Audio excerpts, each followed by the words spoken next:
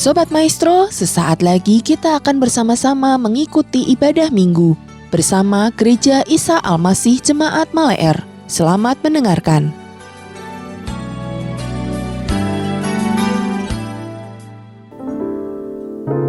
Shalom Bapak Ibu Saudara yang dikasihi Tuhan. Kita bersyukur kalau pada hari ini kita boleh kembali bersama-sama merenungkan firman Tuhan. Dan sebelum itu saya mengajak kita berdoa bersama-sama. Bapa di surga, kami mengucap syukur kalau pada hari ini Tuhan masih memberikan kesempatan kepada kami untuk mendengarkan dan merenungkan firman Tuhan yang menjadi pedoman dan pegangan di dalam kehidupan kami. Hamba berdoa kiranya Tuhan memberkati pemberitaan firman ini dimanapun kami berada, menyaksikan, mendengarkan firman Tuhan ini. Roh Kudus, kiranya Engkau yang bekerja, mengurapi hati kami, menjamah kami, sehingga kami boleh mengerti kebenaran firman itu, dan kami boleh mempraktekannya di dalam kehidupan kami dengan pertolongan kuasa Roh Kudus-Mu. Terima kasih Bapa, di dalam nama Tuhan Yesus kami berdoa dan mengucap syukur. Amin. Bapak Ibu, sepanjang bulan Maret ini kita berbicara tentang semua orang membutuhkan keselamatan. Dan secara khusus hari ini kita akan membahas tentang hati yang berbelas kasihan kepada jiwa-jiwa yang terhilang. Mendasari perenungan kita, saya mengajak kita membuka Alkitab di dalam Yohanes pasal yang ketiga, ayat yang ke-16. Karena begitu besar kasih Allah akan dunia ini, sehingga Ia telah mengaruniakan anaknya yang tunggal, supaya setiap orang yang percaya kepadanya tidak binasa, melainkan beroleh hidup yang kekal. Bapak Ibu saudara-saudara yang dikasihi Tuhan, pada bulan Januari 2020 ada sebuah video rekaman CCTV yang mengabadikan seorang pengendara sepeda motor yang menyeret seekor anjing yang terikat pada motornya tersebut. Motornya dipacu dengan demikian cepat sehingga anjing itu terseret dan akhirnya mati akibat penganiayaan tersebut. Peristiwa ini terjadi di kota Jambi, dan viralnya video tersebut menuai kecaman dan kemarahan dari sejumlah netizen atau warganet yang menghendaki agar si pelaku ditangkap dan dihukum karena dianggap tidak berperi kebinatangan. Nah Bapak Ibu, memang bagi orang-orang yang menyukai binatang piaraan, ketika kita melihat adanya penganiayaan terhadap binatang, akan muncul perasaan iba dan marah kepada orang-orang yang tega melakukan hal tersebut. Banyak orang terenyuh hatinya ketika melihat binatang disiksa atau dibunuh secara kejam. Bapak Ibu saudara-saudara, kalau terhadap binatang, entah itu anjing atau kucing, yang tentunya tidak semulia dan sederajat dengan manusia, kita bisa berempati terhadap penderitaan atau kesakitan yang mereka alami. Kita berupaya untuk menyelamatkan mereka. Nah, kira-kira apakah kita punya hati dan kepedulian yang sama terhadap jiwa manusia yang terhilang? Yang mana jiwa yang terhilang itu akan berakhir di dalam kebinasaan kekal. Bapak Ibu saudara-saudara, hari ini dalam rangka bulan misi, saya ingin mengajak kita untuk merenungkan apakah kita dapat menangkap isi hati Tuhan bagi jiwa-jiwa. Dari ayat yang tadi kita baca di dalam Yohanes 3 ayat 16 tadi, kita menemukan bahwa inilah isi hati Tuhan, yaitu supaya jangan seorang pun binasa, melainkan beroleh kehidupan yang kekal. Bapak Ibu, inilah kerinduan Tuhan bagi dunia ini. Dan juga Paulus mengutip di dalam 1 Timotius 2 ayat 1-4. Hal yang sama Paulus tegaskan bagi anak didiknya atau anak rohaninya yang bernama Timotius. Dia berkata, Timotius, naikkanlah doa syafaat untuk semua orang. Karena apa? Karena Allah menghendaki supaya semua orang diselamatkan. Bapak, Ibu, saudara-saudara, kalau di minggu yang pertama kita sudah membahas tentang semua orang itu membutuhkan Injil tanpa terkecuali. Kemudian di minggu yang kedua kita diingatkan bahwa hanya oleh kasih karunia Allah melalui Tuhan Yesus kita mendapatkan satu-satunya jawaban atau cara untuk memenuhi kebutuhan manusia yang terutama itu. Hari ini di minggu yang ketiga kita akan diingatkan, bersediakah kita untuk mewartakan hal tersebut? Bersediakah kita untuk memberitakan kabar baik, kabar Injil kepada orang-orang yang belum mengenal keselamatan? Bapak, Ibu, saudara-saudara yang kasih Tuhan, apakah kita pernah menangisi jiwa-jiwa yang terhilang? Pernahkah kita berseru dan mendoakan mereka? Atau kita menjadi orang-orang yang cuek atau acuh tak acuh terhadap jiwa-jiwa? Ada seorang hamba Tuhan yang bernama Murray W. Downey. Dia mengatakan demikian, jika ada lebih banyak air mata kasih di mata anak-anak Allah di dunia ini, maka di neraka akan ada sedikit saja tangisan dan ratapan di antara orang-orang yang terkutuk dan tersesat. Downey mengatakan, kalau saja di muka bumi ini ada banyak mata dari anak-anak Allah yang telah mengalami keselamatan, mereka mencucurkan air mata buat orang-orang yang masih terhilang, tentulah di neraka akan semakin sedikit tangisan, ratapan dari mereka yang masuk ke dalamnya karena mereka tersesat. Dan Bapak, Ibu, saudara-saudara, kalau kita melihat perumpamaan Tuhan Yesus yang terdapat di dalam Lukas pasal yang ke-16 ayat 19 sampai 31, ada satu catatan yang menarik tentang orang kaya yang masuk ke dalam api neraka. Sementara dia disiksa, sementara dia mengalami penderitaan yang begitu rupa, orang kaya ini berkata, kalau begitu Bapak Abraham, suruhlah Lazarus untuk pergi ke rumah ayahku, karena di sana masih ada 5 orang saudaraku, dan tolong supaya Lazarus memperingatkan mereka sungguh-sungguh, katanya, supaya mereka jangan masuk kelak ke tempat penderitaan ini. Bapak, Ibu, saudara-saudara, kalau kita melihat dari ungkapan ini, saya bisa membayangkan ada teriakan dari neraka, dari orang-orang yang menderita di sana, untuk jiwa-jiwa yang masih tersesat, untuk jiwa-jiwa yang mereka tahu dengan pasti bahwa satu kali kelak kalau mereka mati, mereka juga akan masuk ke dalam penderitaan yang kekal tersebut. Dan Bapak, Ibu, orang kaya ini mewakili, merepresentasikan teriakan dari neraka, supaya jangan ada lebih banyak lagi orang, jangan ada orang-orang yang mereka kenal atau orang-orang yang mereka kasihi masuk juga ke tempat penderitaan tersebut. Bapak, Ibu, mungkin lebih banyak orang-orang di neraka yang lebih terbeban dan memiliki belas kasihan kepada jiwa-jiwa yang terhilang di muka bumi ini daripada kita yang masih hidup. Bapak, Ibu, saudara-saudara, ini menjadi satu perenungan buat kita. Bagaimana sikap kita?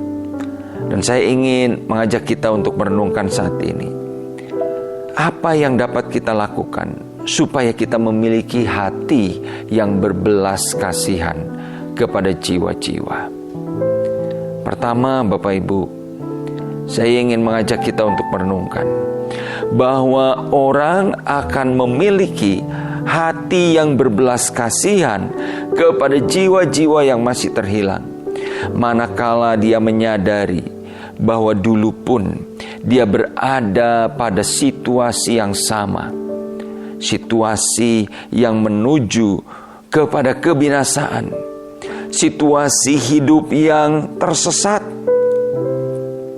Tetapi karena ada orang yang menyadarkan dia, atau karena kasih karunia Tuhan yang begitu nyata dia rasakan, maka orang itu bisa bertobat.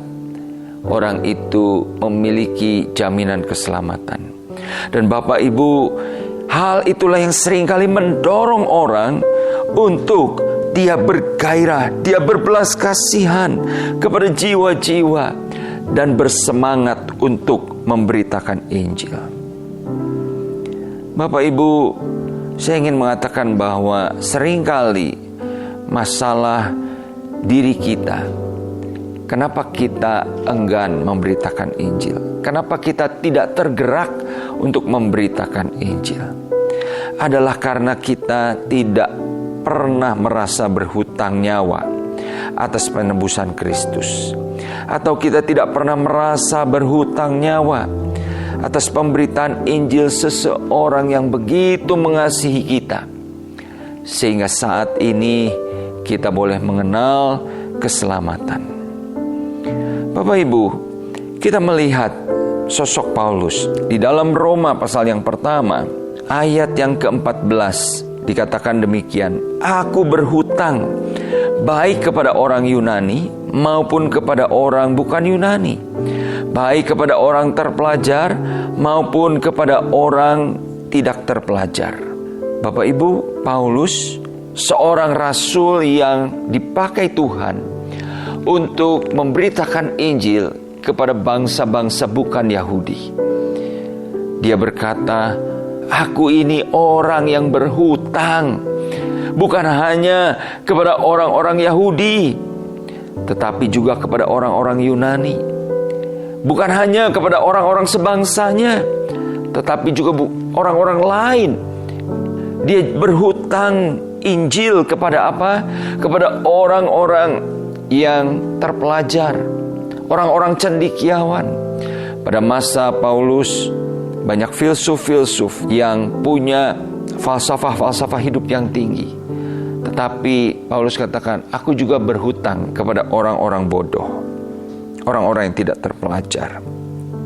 Kenapa Bapak Ibu? Paulus mengatakan dia berhutang kepada begitu banyak tipe atau berbagai jenis orang. Jawabannya adalah karena dia dulu menyadari bahwa dia adalah orang yang berdosa, orang yang paling jahat. Paulus berkata, di antara para rasul, aku ini orang yang paling berdosa karena aku telah menganiaya umat Tuhan. Bapak Ibu, itulah yang membuat Paulus demikian bergairah. Paulus demikian sungguh-sungguh mengasihi, sungguh-sungguh menangisi jiwa-jiwa yang belum mengenal Tuhan.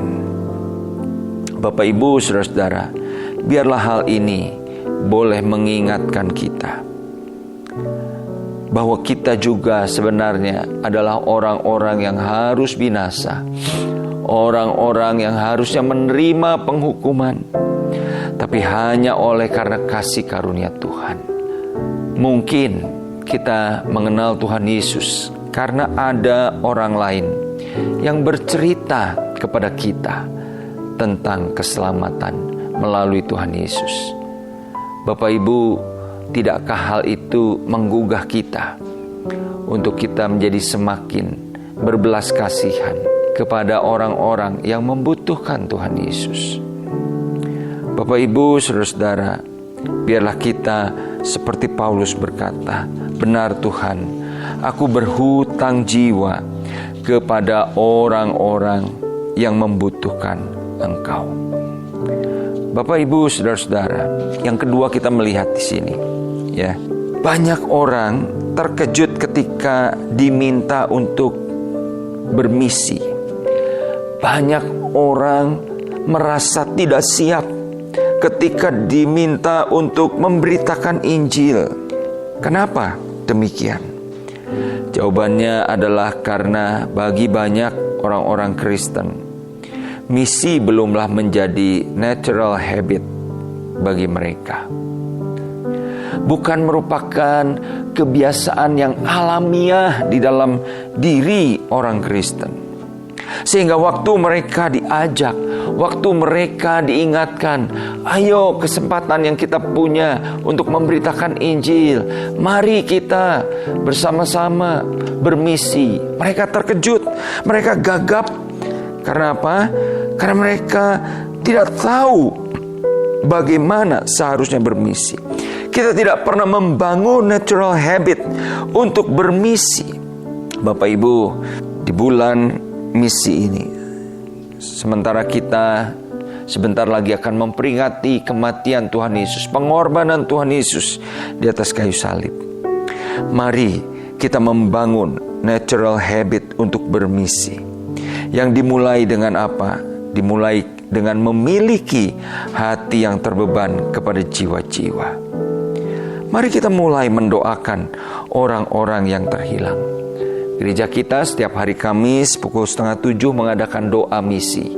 Saya undang Bapak Ibu untuk ambil bagian mengikuti doa misi ini. Mari kita bangun beban kepada jiwa-jiwa yang masih terhilang. Mungkin pada awal-awal kita tidak perlu mendoakan orang-orang yang masih belum diselamatkan, yang berada di Somalia atau di Korea Utara atau di pedalaman mana. Bapak Ibu, kita bisa mulai mendoakan orang-orang yang kita tahu dengan pasti bahwa mereka membutuhkan Tuhan, bahwa mereka hidupnya sedang tersesat, hidupnya sedang dikuasai oleh dosa. Doakan mereka. Dan saya percaya Bapak Ibu, ketika kita mendoakan mereka, maka Tuhan pasti akan membuka kesempatan untuk kita dapat memberitakan Injil kepada mereka.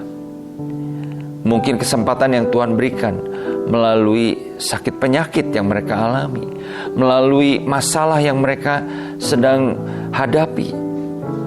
Bapak Ibu, saudara-saudara, ada banyak cara Tuhan seringkali membuka kesempatan untuk kita dapat bersaksi tentang Dia. Tapi masalahnya karena kita tidak mempunyai hati yang berbelas kasihan. Hati kita beku, hati kita dingin terhadap kebutuhan rohani orang-orang tersebut. Kita tidak melihat pintu yang terbuka itu. Kita tidak melihat kesempatan untuk memberitakan Injil itu. Oleh karena itu, Bapak Ibu, saudara-saudara, mari kita memiliki hati yang berbelas kasihan bagi jiwa-jiwa. Amin. Bapa di surga, di dalam nama Tuhan Yesus, saat ini hamba berdoa melalui kebenaran firman-Mu Tuhan. Hamba percaya Engkau sedang menegur kami, Engkau sedang mengingatkan kepada kami, supaya kami dapat melihat kebutuhan rohani orang-orang yang ada di sekitar kami. Tuhan tolong supaya kami memiliki hati yang berbelas kasihan kepada jiwa-jiwa, sama seperti hati-Mu Tuhan. Engkau memiliki belas kasihan kepada dunia ini, supaya jangan seorang pun binasa, tetapi supaya semua orang beroleh kehidupan yang kekal. Biarlah itu juga menjadi kerinduan hati kami. Terima kasih Tuhan untuk firman-Mu. Di dalam nama Tuhan Yesus, hamba berdoa Roh Kudus yang meteraikan kebenaran firman ini bagi kami semua. Haleluya, amin. Demikian Bapak Ibu Saudara ibadah kita hari ini. Kami tetap mengundang sidang jemaat untuk dapat mengikuti ibadah online, baik melalui Radio Maestro 92,5 FM setiap hari Minggu pukul 12:15 atau melalui channel GIA Maleer di youtube.com setiap hari Minggu pukul 9.30. Bagi sidang jemaat yang membutuhkan dukungan doa, dapat mengirimkan beban doa melalui SMS atau WA di nomor 0821 1965 9019. Happy Sunday and God bless you.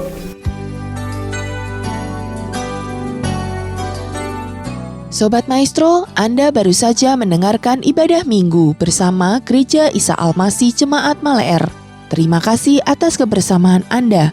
Selamat hari Minggu dan Tuhan memberkati.